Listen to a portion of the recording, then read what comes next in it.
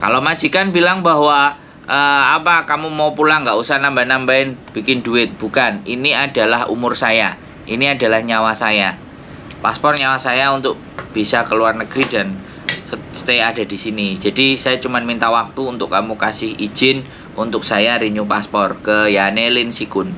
Jauh lebih penting adalah menata psikis sampean menghadapi majikan yang seperti ini. Sebenarnya itu yang jauh lebih penting menurut saya. Tapi karena pertanyaan sampean adalah tadi paspor, kita jawab dulu dari paspor. Oke.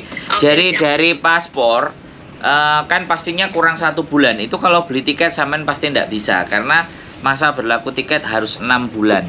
Paspor 6 bulan.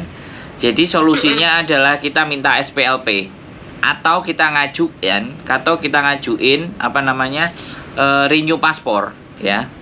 Kita ngajukan renew paspor mulai dari sekarang aja dicoba ya.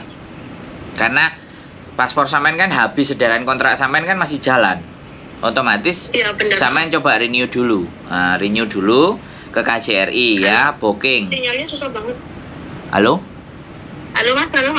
Masih. Suara saya kedengeran nggak? Kedengeran.